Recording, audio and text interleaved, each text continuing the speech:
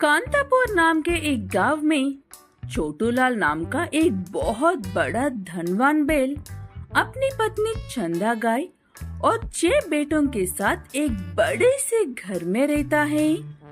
वैसे तो छोटू और उसकी पत्नी को किसी चीज की कोई कमी नहीं है, लेकिन वो हमेशा से अपनी एक बेटी चाहते हैं।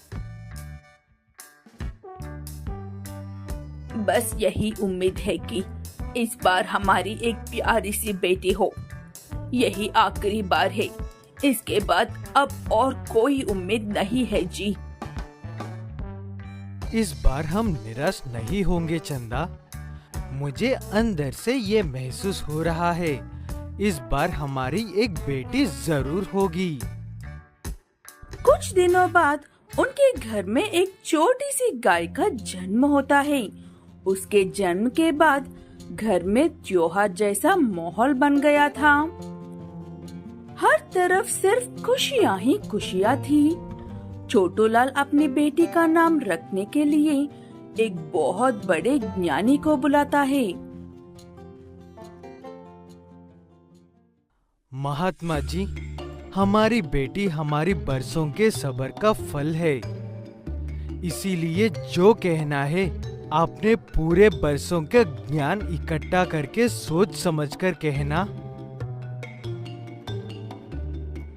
मुझे आपको निराश करने का कोई इरादा नहीं है छोटूलाल जी।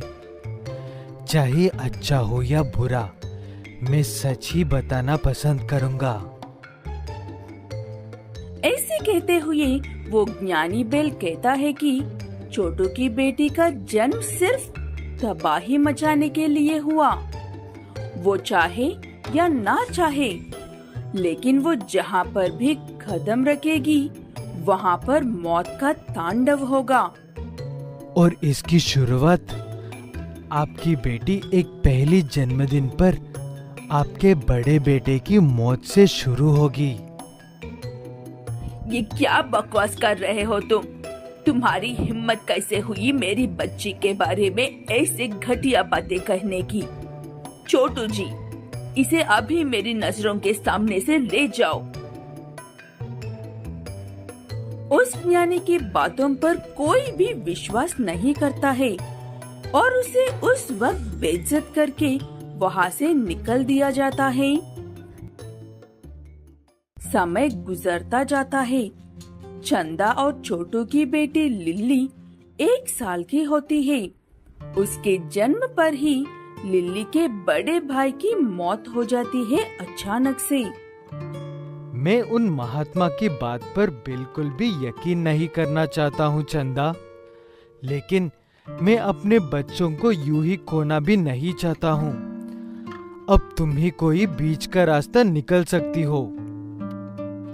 ठीक है कहकर लिल्ली को घर से दूर, सबसे दूर एक कमरे में कुछ सहायकों के साथ रखते हैं और हर रोज पहले चंदा, उसके बाद छोटू ऐसे बारी बारी से अपनी बेटी के साथ समय गुजारते हैं।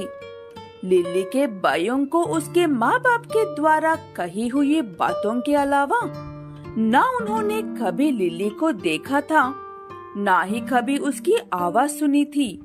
वो भाई अपनी बहन से मिलने के दिन के इंतजार में लगे हुए थे बस।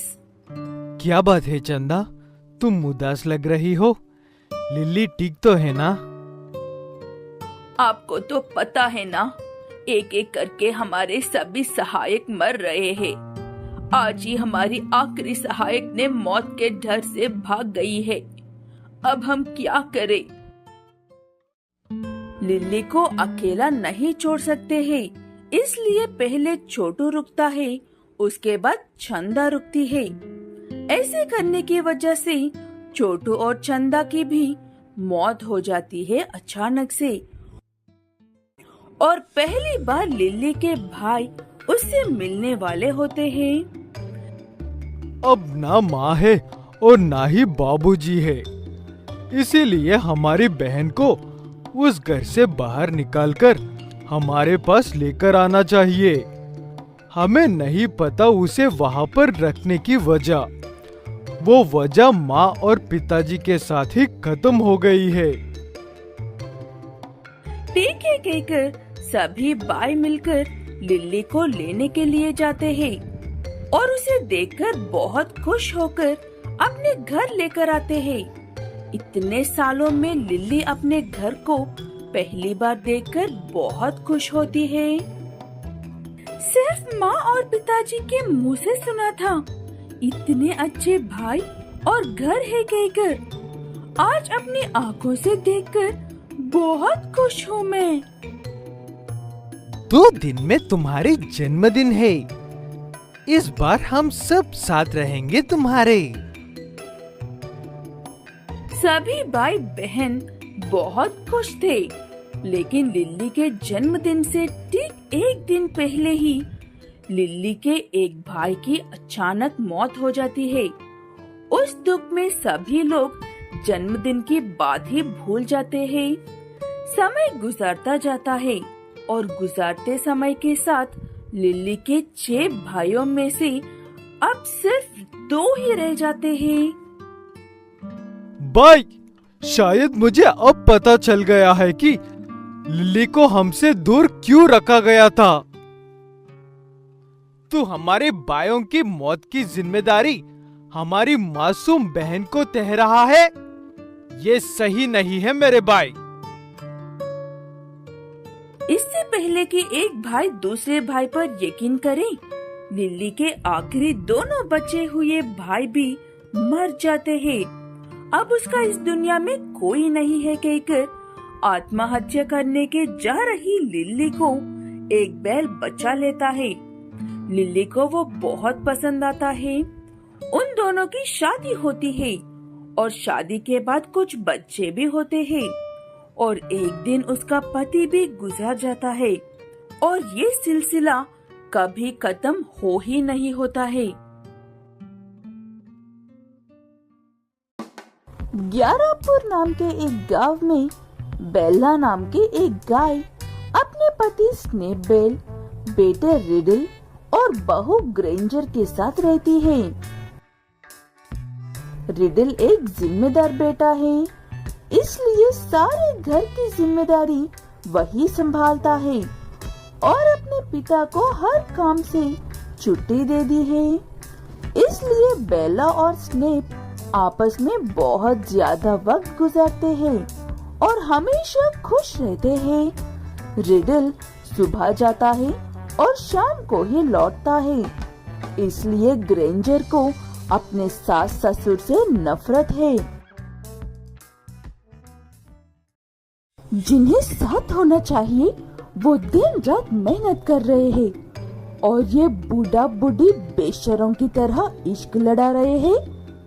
मेरा भी वक्त आएगा तब बताऊंगी इन्हें। ऐसे ग्रेंजर हर वक्त अपने मन में ईर्ष्या पालती रहती है। उसकी इस ईर्ष्या से अनजान सभी लोग उसे अच्छा ही समझते हैं। बेला, मैं अपने भाई के गांव उससे मिलने के लिए जा रहा हूँ। पता नहीं क्यों उसे मिलने का मन कर रहा है। ठीक है, जाकर शाम तक लौट कर आ जाना। मेरा मन ही नहीं लगता है आपके बिना। ठीक है कहकर स्नेप चला जाता है और ग्रेंजर उन्हें बस देखती रह जाती है, ईर्ष्या से भरी आंखों से। अपने भाई से मिलकर वापस आते वक्त स्नेप की नाव में पानी भरने की वजह से वो वहीं पर डूबकर मर जाता है। जब ये बात बेला और रिडल को पता चलती है तो उनके दुख की कोई हद नहीं थी। जैसे तैसे अपने पिता का अंतिम संस्कार करके अपनी माँ को हिम्मत देकर वापस से काम शुरू कर देता है रिडल। ग्रेंजर भी यहाँ पर अपनी सासू माँ को अकेली देखकर ताने मारना शुरू कर देती है।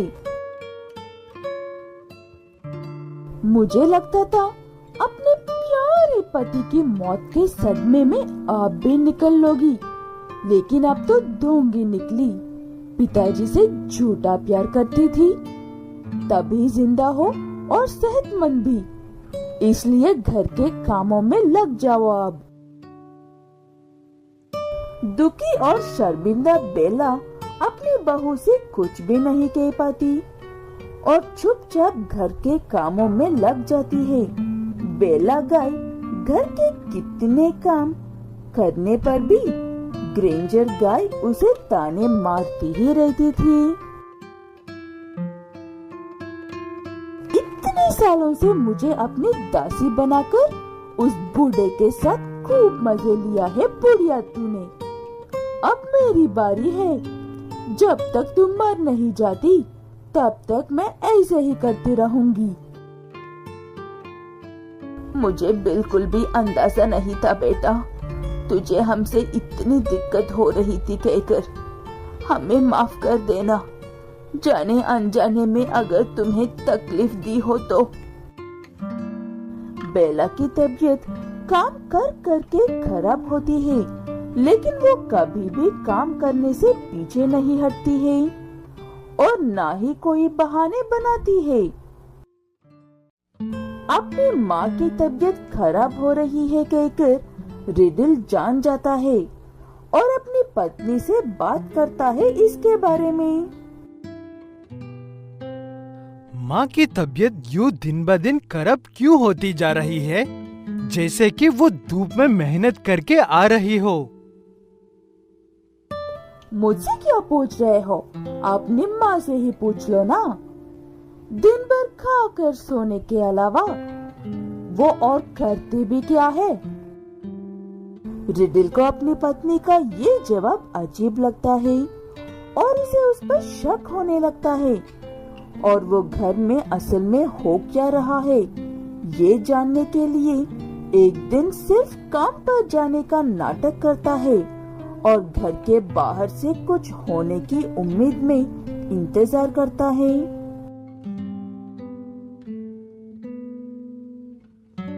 ओए बुढ़िया, यहाँ पर क्या कर रहे हैं? तुझे तो कपड़े धोने को कहा था ना, यहाँ पर महारानी की तरह का रही है। उठ इसी वक्त। ऐसे कहते हुए ग्रेंजर गाय उसकी सासू माँ बेला गाय के हाथ में से खाने की प्लेट छीन कर फेंकते ही रिडल घर में आता है और अपनी पत्नी पर जोर से चिल्लाता है।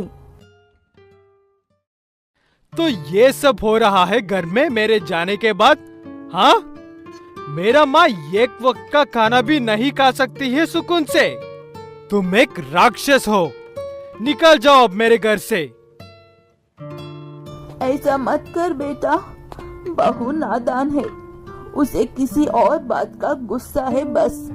तू इतनी छोटी सी बात के लिए कोई गलत कदम मत उठा ले। ऐसे बेला अपने ही बेटे से रोते हुए क्रूर बहू के लिए माफी मांग रही थी। वो देखकर ग्रेंजर की सारी क्रूरता मिट्टी में मिल जाती है और वो बेला से माफी मांगने लगती है। कुछ देर तक घर में यही चलता है। उसके बाद ग्रेंजर सुधर जाती है, लेकिन उस पर यकीन करने में रिडल को वक्त लगता है।